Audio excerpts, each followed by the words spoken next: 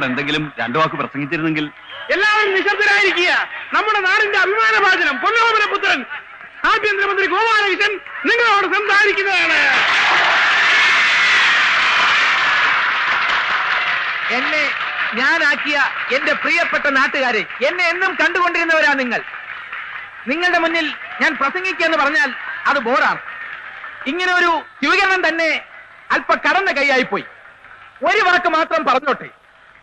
സമ്പന്ന വർഗത്തിന്റെ മാത്രം കൈപ്പിടിയിൽ ഒതുങ്ങിയിരുന്ന മന്ത്രിസ്ഥാനങ്ങൾ സാധാരണക്കാരൻ അപ്രാപ്യമല്ല എന്ന് നാം തെളിയിച്ചിരിക്കുകയാണ്. മറ്റൊന്നും എനിക്ക് പറയാനില്ല. നന്ദി, നന്ദി, നന്ദി.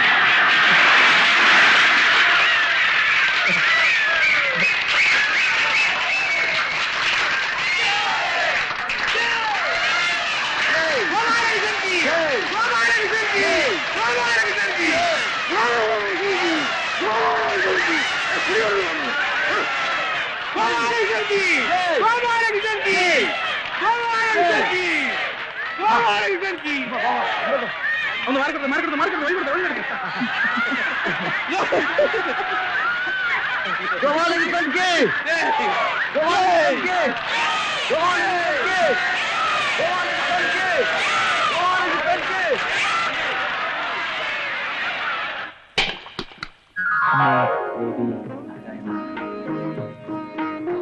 ദൈവം രക്ഷിക്കട്ടെ.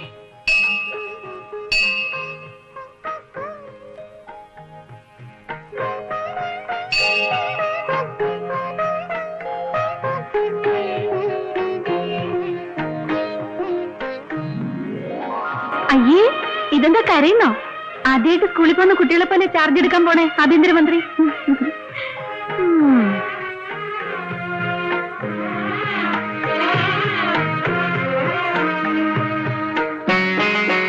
പൊന്നു മോനെ, നന്നായി വാ. ബദരിങ്ങളെ കാത്തോളണേ. എന്റെ കുഞ്ഞിന് നല്ലത് വരുത്തണേ, എന്റെ പാറേപ്പള്ളി മാതാവേ. സർ, റൂട്ട് ഏതാണെന്ന് പറഞ്ഞാൽ അതനുസരിച്ച് ഈ റോഡ് ക്ലിയർ ചെയ്യാൻ മെസ്സേജ് കൊടുക്കാമായിരുന്നു. പിന്നെ ഈ സ്റ്റേഷന്റെ ബോർഡറിൽ അടുത്ത എസ്കോർട്ടിനെ അറേഞ്ച് ചെയ്യാൻ. വേണ്ട, എനിക്ക് വേണ്ടി ആരുടെയും വഴി മുടക്കാൻ പാടില്ല. എസ്കോർട്ടും ആവശ്യമില്ല. നിങ്ങൾ തിരിച്ചു പൊക്കോളൂ. സാർ, അത് ആഭ്യന്തരമന്ത്രിയുടെ ആദ്യത്തെ ഉത്തരവാണ്. എന്താ, അനുസരിക്കാൻ ബുദ്ധിമുട്ടുണ്ടോ? ഇല്ല. പൊക്കോളൂ. നീ എന്ത് പോലെ കാണിച്ചേ? എന്റെ ഭാര്യയും കുട്ടികളും കൊടി വെച്ച കാറിൽ നമ്മൾ പോലീസ് ആകുമ്പോഴോടുകൂടി പോകുന്നത് കാണാൻ വന്ന് നിൽക്കുക.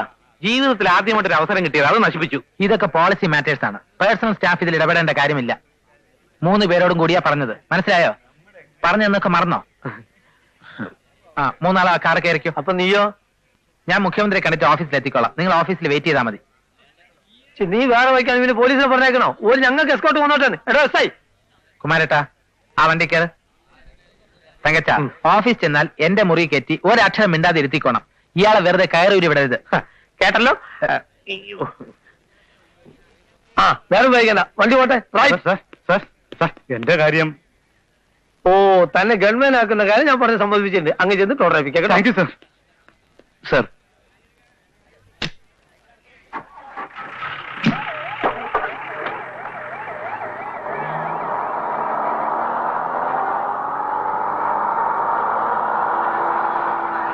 അതെ, ഹോം മിനിസ്റ്ററുടെ ഓഫീസിൽ നിന്ന് സലീമാണ് സംസാരിക്കുന്നത്. IG ഓഫ് അഡ്മിനിസ്ട്രേഷൻ കൊടുക്കണോ? സലീമാണ്. ഞാൻ പറഞ്ഞിരുന്ന കാര്യങ്ങൾ ഇതുവരെ ചെയ്തില്ലല്ലോ.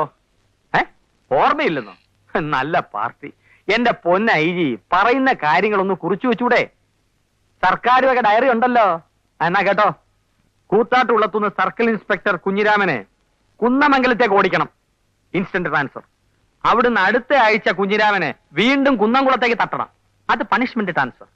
അതിന്റെ അടുത്ത ആഴ്ച അയാളെ വീണ്ടും കൂത്താട്ടുള്ളത്തേക്ക് ഓടിക്കണം. അത് കൺസലേഷൻ. അതെ, സർക്കിൾ ഇൻസ്പെക്ടർ അല്ലേ, കിടന്നൊന്ന് സർക്കിൾ അടിക്കട്ടെ. ഇല്ല, മന്ത്രി വന്നിട്ടില്ല. വരുന്ന വഴിക്ക് CM-നെ കയറി കാണണമെന്നോ അനുവാദം ചോദിച്ചിട്ടേ ചാർജ് എടുക്കുള്ളൂ എന്നൊക്കെ പറയുന്നത് കേട്ടു. ഗുരുത്തോണ്ടെന്ന് തോന്നുന്നു.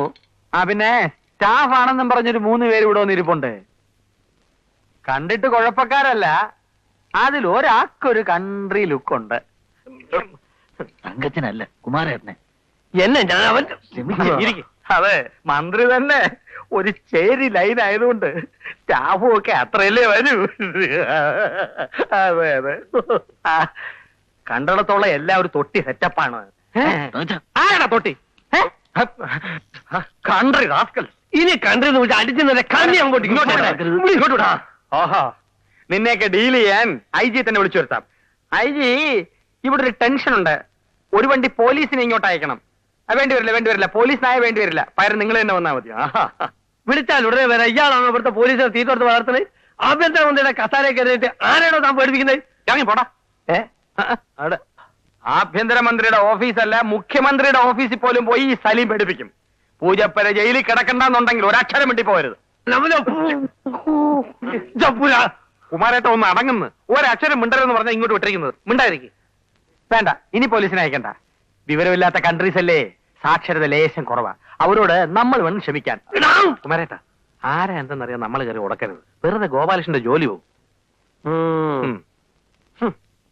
പിന്നെ ആ സർക്കിൾ ഇൻസ്പെക്ടർ കുഞ്ഞിരാമന്റെ 2 ഇൻക്രിമെന്റും കൂടി കട്ട് ചെയ്തേക്കണം. ഇൻക്രിമെന്റ് കട്ട് ചെയ്യാൻ പറഞ്ഞ് താൻ ഫോൺ കട്ട് ചെയ്തല്ലോടോ. ആഹാ, എഴുന്നേക്കടോ. എഴുന്നേക്കാൻ. മിനിസ്റ്റർക്ക് എന്റെ മനസ്സിലെല്ലാം തോന്നുന്നു. ഐ എം സലീം കോക്കസ്. കേട്ടിട്ടുണ്ടാവും. ധാരാളം കേട്ടിട്ടുണ്ട്. കേൾക്കാതിരിക്കാൻ വഴിയില്ല. അധികാര സ്ഥാനങ്ങളിൽ ഇരിക്കുന്നവരെ മണിയടിച്ചും പാദസേവ നടത്തിയും കാര്യങ്ങൾ സാധിച്ചെടുക്കുന്ന ഇത്തിൽ കണ്ണി, പാരസൈറ്റ്, കോക്കസ് സലിം.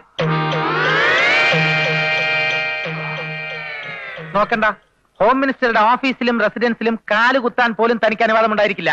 സാർ എന്നെ അപമാനിക്കരുത്. ഭരണത്തിന്റെ ഇടനാഴികളിൽ ഇന്ന് വരെ ആരും എന്നോട് ഇങ്ങനെ ഇടപെട്ടിട്ടില്ല. സാർ എന്നെ വിശ്വസിക്കണം. ഞാൻ എന്നും സാറിനൊരു ഹെൽപ്പായിരിക്കും. എന്ത് ഹെൽപ്പ് വേണമെങ്കിലും ഞാൻ ചെയ്തു തരാം. അനുവാദം ഉണ്ടെങ്കിൽ ഞങ്ങൾ ഇവനെ കൈകാര്യം ചെയ്തോളാം. ഇവൻ ആൾ ഈ ടൈപ്പാണെന്ന് അറിഞ്ഞിരുന്നെങ്കിൽ മന്ത്രി വരുന്നതിന് മുമ്പ് ഞങ്ങൾ അടിച്ച് ആസ്പത്രിയിൽ എത്തിക്കില്ലായിരുന്നോ? അല്ല, അതിപ്പോ വേണേലാവാം. തുടങ്ങട്ടെ. വേണ്ട, നിങ്ങളൊന്നും ചെയ്യണ്ട.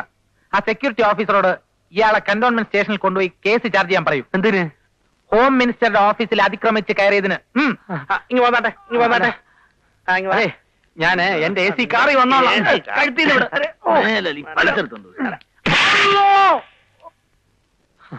ഈ സംസ്ഥാനത്ത് കോക്കസ് സലീമിന് എന്തെങ്കിലും പ്രസക്തി ഉണ്ടോ എന്ന് എനിക്ക് ഇന്നറിയണം. അവൻ എന്നെ കസേരയെ നെഴിപ്പിച്ചു. അവന്റെ കസേര ഇന്ന് ഞാൻ തെറിപ്പിക്കും. മുത്തച്ഛാ, ഗവൺമെന്റ് പോളിസി.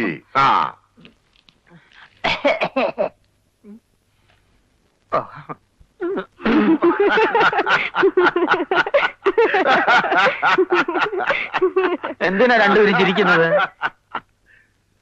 അവൻ നിന്നെ ഇറക്കി വിട്ടോ? ആ ഗോപാലകൃഷ്ണൻ എന്തു പറ്റി? അത് പിന്നെ ഇവിടെ എങ്ങനെ അറിഞ്ഞു? അവൻ എന്നെ ഫോൺ ചെയ്ത് പറഞ്ഞു. താൻ എന്തിനാണോ എന്റെ പേരും പറഞ്ഞിങ്ങനെ നാണങ്ങളാ നടക്കുന്നത്? നന്നായി പോയി. എന്നെ ഇറക്കി വിട്ടത് എനിക്കൊരു പ്രശ്നമല്ല. ഇതിനു മുമ്പ് ഈ സലീമിനെ പലരും പലയിടത്തുനിന്നും ആട്ടി ഇറക്കിയിട്ടുണ്ട്. തീർന്നല്ലോ. പിന്നെ ഇപ്പൊ എന്താ പ്രശ്നം? എനിക്ക് പ്രശ്നമൊന്നുമില്ല. മുഖത്ത് നോക്കി നല്ല 10 തെറി കൂട്ടി സ്വന്തം തന്തയ്ക്ക് വിളിക്കുന്നത് ഈ സലീം നല്ല പുഷ്പം പോലെ കേട്ടോണ്ടിട്ടുണ്ട്. ഒരു തവണയല്ല, പലതവണ, ഒരുപാട് തവണ. അയ്യേ, പക്ഷേ അവൻ എന്റെ മുഖത്ത് നോക്കി ഇവിടുത്തെ തന്തയ്ക്ക് വിളിച്ചപ്പോ, ഓ, അവൻ അങ്ങനെ വിളിച്ചോ?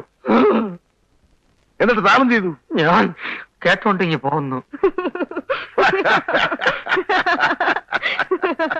ചിരിക്കണ്ട, എനിക്ക് രണ്ടിലൊന്നും അറിയണം. എന്താ അറിയേണ്ടത്? CM-ന് എന്നെ വേണോ അതോ എങ്ങാണ്ടിരുന്ന ഗോപാലകൃഷ്ണനെ വേണോ? എനിക്ക് നിന്നെയും വേണം, അവനെയും വേണം. അത് ഡിപ്ലോമസി. അത് മൂവർ സംഘത്തിനോട് മതി, എന്നോട് വേണ്ട. എടോ, നിയമസഭയിൽ എന്റെ സർക്കാരിന്റെ ഭൂരിപക്ഷം നിലനിർത്താൻ എനിക്ക് അവൻ വേണം. അപ്പൊ ഇവനോ? ഇവൻ എന്റെ അടുക്കള കാര്യങ്ങൾ നോക്കാൻ. അങ്ങനെ എന്നെ കൊച്ചാക്കണ്ട. അവന്റെ പോലീസുണ്ട്, എന്റെ പോക്കൃത്തനുണ്ട്. പത്രം വിറ്റിടന്ന ചെറ്റ. ആഭ്യന്തര വകുപ്പ് തലയിടവോ ഞാൻ നോക്കട്ടെ. യുദ്ധമെങ്കിൽ സമാധാനം, യുദ്ധമെങ്കിൽ യുദ്ധം. ഞാൻ ഫൈറ്റ് ചെയ്യാൻ തീരുമാനിച്ചു. എടാ വിട്ടി, ഇനി മുതൽ നീ ആഭ്യന്തര വകുപ്പിൽ തലയിടാതിരിക്കുന്നതാ ബുദ്ധി. ചിലപ്പോ നിന്റെ തല പോയെന്നിരിക്കും. പിന്നെ ഞാൻ എന്ത് ചെയ്യും? ഏത് വകുപ്പിൽ തലയിടും? എവിടെങ്കിലും തലയിടാതെ എനിക്ക് ജീവിക്കാൻ പറ്റില്ല. അടുക്കളയിലോട്ടിയല്ലേ, അവിടെ നല്ല ഉപ്പുവാങ്ങാൻ വേണ്ട ഇരിപ്പുണ്ട്. അത് അകത്തോണ്ട് പോയി തലയിട്. പോ. ഉപ്പ് വാങ്ങ പോകാൻ. പോ.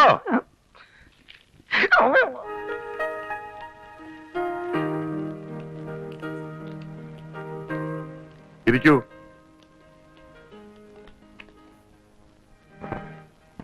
അങ്ങ് തന്നെ. ഏയ്, എനിക്ക് പറയാനുള്ളതൊക്കെ ഞാൻ ഒരുപാട് തവണ ഇവരോട് പറഞ്ഞിട്ടുള്ളതാ. കേട്ട് കേട്ട് ഇവർക്ക് മടുത്തു, പറഞ്ഞു പറഞ്ഞ് എനിക്കും. ഇനി നിങ്ങൾക്ക് കേൾക്കാനുള്ളതൊക്കെ പറയുന്നത് ഗോപാലകൃഷ്ണനായിരിക്കും. ഞാൻ നിങ്ങളെയൊക്കെ വിളിച്ചു വരുത്തിയത്. Excuse me sir, with your permission. Yes. Sir ഒരു അല്പം കൂടെ ഉറക്കെ സംസാരിച്ചിരുന്നെങ്കിൽ. ആ, ശബ്ദം എന്റേതുപോലെ അത്ര ഗംഭീരമല്ലെങ്കിലും പറയാനുള്ളത് അല്പം കടുപ്പത്തിലാകുമോ എന്ന് സംശയമുണ്ട്. You carry on.